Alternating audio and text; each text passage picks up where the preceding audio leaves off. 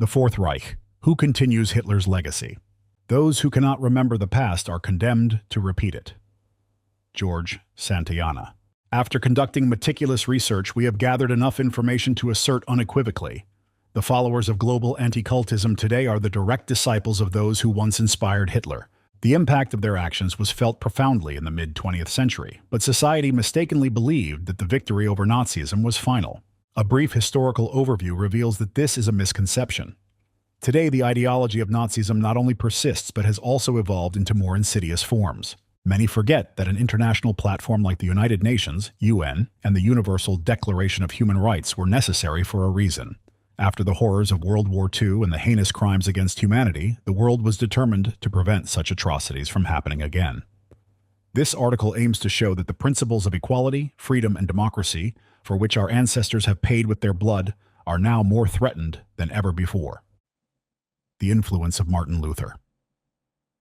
To understand the full chain of events, it is important to know that despite Hitler's apparent rejection of religion, he relied heavily on the Protestant Church and anti-cult movements of his time. Therefore, let us begin our story with Martin Luther. Martin Luther, the founder of Protestantism, is known for his radical views and as a reformer who denounced the corruption within the Church. However, he was also fiercely intolerant of other Christian denominations and religious movements, to the point of demanding death penalty for Christians who interpreted the teachings of Christ differently than he did. How many Protestants in Germany know that their religious leader was a vehement anti-Semite? Luther claimed that Jews were a curse on the German people and suggested that their synagogues and schools be burned in honor of God and Christianity. He stated that if he baptized a Jew, he would lead him to a bridge, hang a stone around his neck, and push him into the water. These radical views, which laid the foundation for Protestantism, played a role in nurturing and spreading Nazism, as you will learn later. Hitler admired Luther and called him the most remarkable German genius, and the Protestant priests, in turn, began to support Hitler's ideas. Protestant pastors are largely responsible for the rapid dissemination and acceptance of Nazi ideology among German believers, as it was based on a distorted interpretation of Protestant and Catholic teachings. Atheists were eventually banned from joining the SS, the elite guard of the Nazi. Therefore, Hitler's supporters were often devout Protestants or Catholics. Although Hitler was greatly influenced by religious figures who later adopted radical views and became fierce fighters against the dissent, that is, anticultists in modern terms, it's important to note that the influence comes not from the religions or their doctrines themselves, but from the individual figures with their radical views within the religious structure. The Apologetics Center. In 1921, the Protestant Church established the Apologetics Center, a predecessor to the modern anti-cult organizations. Officially, this center was supposed to monitor the activities of other religious movements and inform the Protestant church community about them, albeit the Apologetics Center began collecting data on various sects, movements, circles, and other associations. In 1932, Pastor Walter Kunneth, an anti-Semite from Bavaria, and editor-in-chief of the Protestant publication Word and Deed, Wort und Tat, became the head of the Apologetics Center. Anti-cult activity began, that is, the fight against non-Christian movements such as anthroposophy, Darwinism, monism, spiritualism, occultism, and others that the Protestant Church viewed as competitors. Lectures, training, and articles were written on this subject. The ideas and methods were primarily inherited from the Inquisition. On April 26, 1933, Walter Kunneth's report, The Church and the Jewish Question, was presented to the Federal Church Office in Berlin. In it, he called for the elimination of Jewry, which he described as a foreign cell in the body of Germany. This report was the most influential and final approval of the anti-Semitism policies. On December 16, 1933, the Gestapo, the official secret police of Nazi Germany, noticed and appreciated the work and methods of the Apologetics Center. Thus, Kunneth was aligned with Adolf Hitler in the effort to eradicate Jewish influence. At the same time, Kunneth sought to eliminate other religious and political minorities. He expressed satisfaction with the Gestapo's interest in his work and wrote in the report to the Reich church government. The Gestapo expressed great interest in the Apologetics Center's archive of sects and in our work against free thought, Marxism, and Bolshevism. The Gestapo expressed a desire to lead the fight against illegal free thought in the future, together with the Apologetics Center. The exchange of materials between the Gestapo and the Apologetics Center has already begun. From this point on, the Apologetics Center began to supply the Imperial Ministry of the Interior, the Ministry of Propaganda, and the Gestapo with materials on the political positions of the various religious communities. The Apologetics Center also collaborated with the Reich Ministry of Propaganda, which was under Joseph Goebbels' direction, and the Reich Ministry of the Interior.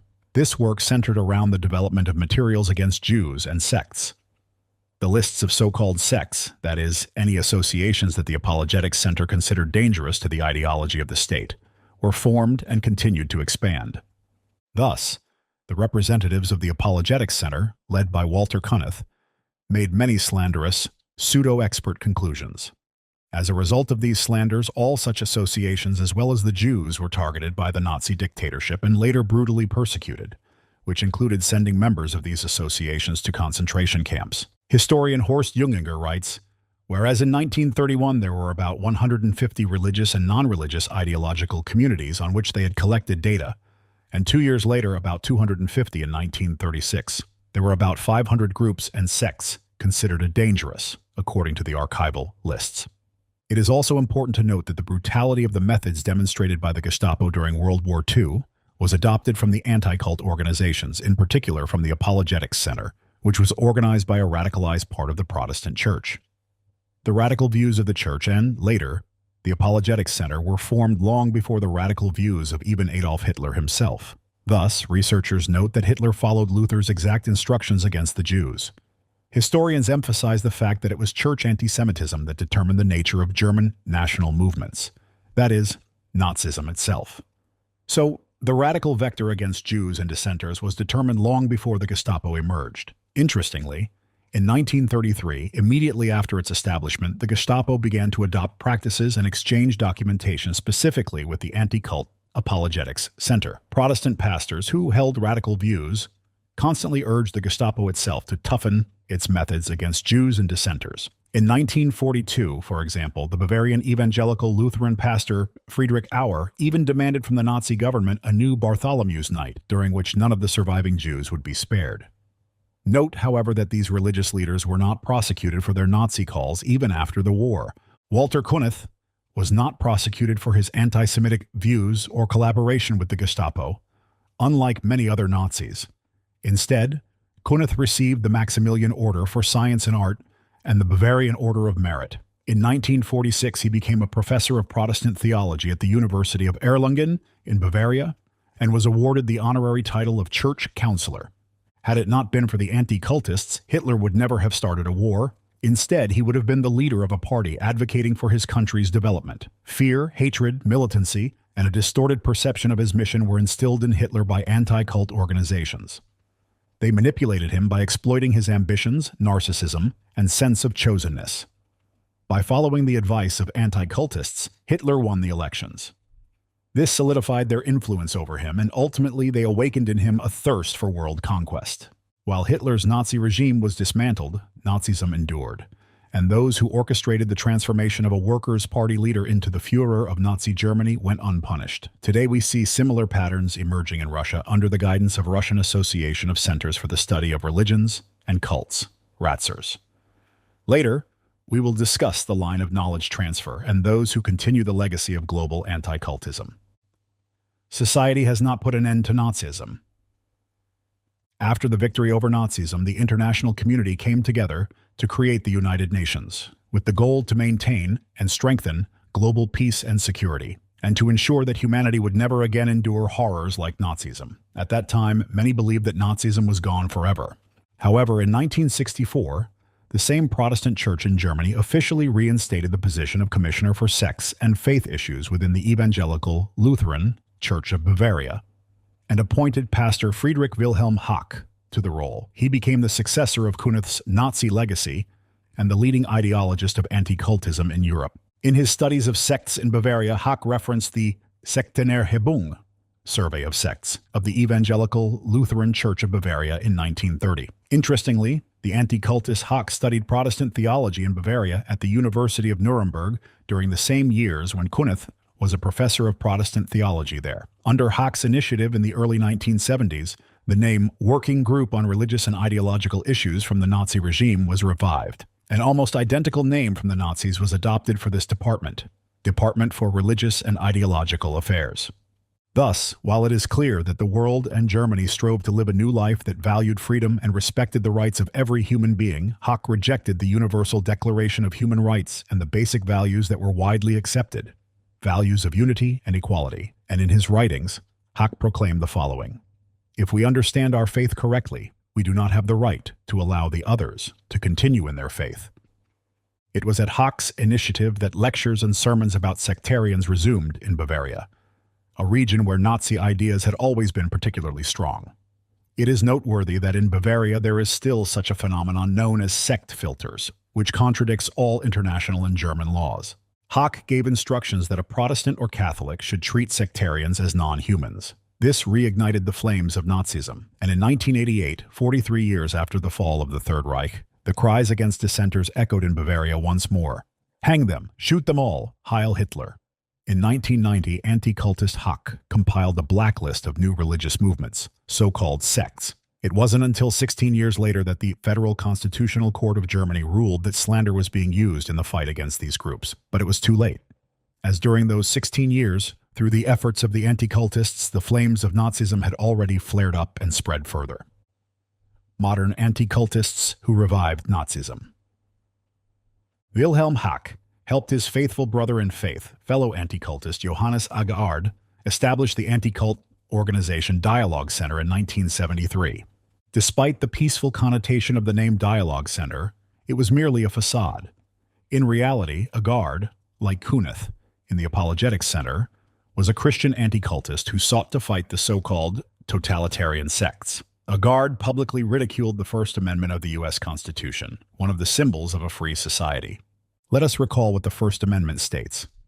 "Congress shall make no law respecting an establishment of religion, or prohibiting the free exercise thereof, or abridging the freedom of speech or of the press, or the right of the people peaceably to assemble and to petition the government for a redress of grievances."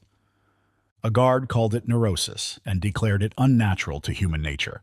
This Dialogue Center, where Hock became the vice president, also had offices in Greece, England, India, Ireland, Russia, Greece, and Germany. One of Agaard and Hock's devoted students was Alexander Dvorkin. During his exile, Dvorkin worked closely with Hock, Agaard, their follower Pastor Gandau, as well as other European and American anti-cultists. Thus, Dvorkin fully adopted the methods of the Nazis and the operation model of such centers to combat all dissenting groups of people. Note that after following this line of knowledge and experience transfer, we can notice that the Orthodox Christianity in Russia is repeating the history of Protestantism in Nazi Germany. During the Nazi era, the anti-cultism infiltrated Protestantism through Martin Luther's radical views. Similarly, modern Russian anti-cultism, led by Russian Association of Centers for the Study of Religions and Sects, Ratzers, has infiltrated Orthodox Christianity and is poisoning it from within. History repeats itself. The Irenaeus of Lyons Center, created by Dvorkin in 1993 with the support of the Russian Orthodox Church entirely by its model, copies the Nazi Apologetics Center created by Kunith. This center claims that its mission is to conduct religious research, but in practice, it functions as a tool for creating harmful propaganda against new religious movements, ideological associations, and even business structures. Our research has found that today, the ideological center of the modern anti-cult movement and the legislator of its methods of propaganda all over the world is precisely Ratzers. Ratzers representatives disguise their activities under the pretense of protecting the interests of the country's dominant religion, namely Orthodox Christianity. However, the situation is more complex. Within the religion, there are individuals who, although outwardly belonging to orthodoxy, actually support the anti-cult movements. They act together to pursue their own goals and benefits, which have nothing to do with the religion itself. Therefore, let us repeat once again that it is important to distinguish between religion, as a system of values and beliefs, and individuals who have maliciously infiltrated for using it as a cover for their destructive activities. The anti-cult organization members and their accomplices, embedded within Russia's dominant religion, have turned the country into a springboard for their activities and launched targeted terrorist attacks on democratic countries from there. The radical ideology of Ratzers, which originated in Russia, now extends its influence far beyond its borders. The anti-cult organizations hold particularly strong positions in China, France, and Germany, where they have garnered significant support from the authorities and some of the officials in these countries, and influence legislative, judicial, and law enforcement bodies. One of the main representatives of this international terrorist network is the European Federation of Centers for Research and Information on Sectarianism, FICRIS, headquartered in Paris. Despite the fact that anti-cult organizations declare on their official charters that they act in accordance with international conventions on human rights and freedoms, things are quite different in reality. Since the beginning of their existence, the anti-cult organizations have repeatedly compromised themselves with their anti-democratic and illegal activities, accompanied by deliberate dissemination of lies and slanders, provocation of violence, the use of destructive manipulative technologies, incitement of conflicts based on interreligious hatred, and the purposeful organization of persecuting undesirable groups of people, even through physical violence. In the following materials, we will present irrefutable evidence of these activities.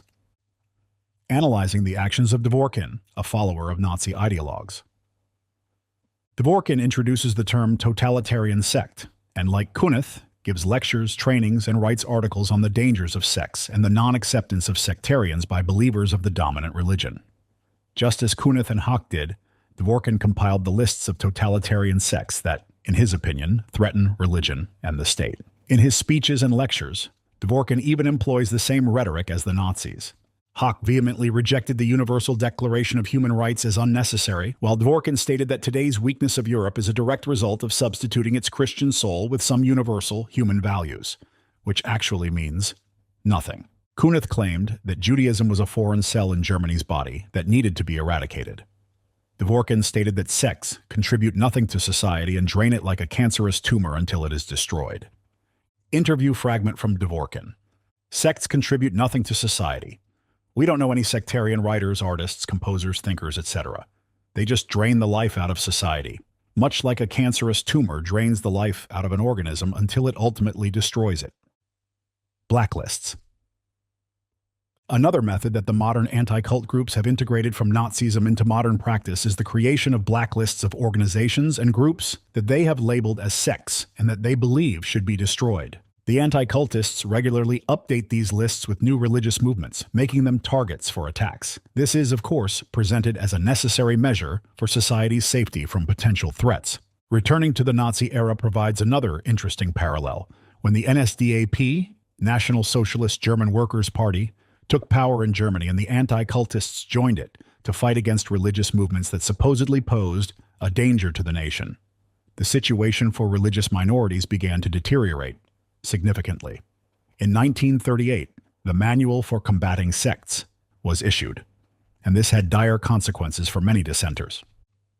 According to the manual, the danger of sects revealed in the following ways: educating its members with self-centered ideas and indifference to all issues concerning people and the state, potential infiltration by Marxists and communists, involvement of Freemasons, Jews, and international connections, refusal to take oaths and use the Nazi salute, opposition to universal conscription, refusal to take positions in the state and movements, German Labor Front, air raid protection, Nazi welfare organization, etc.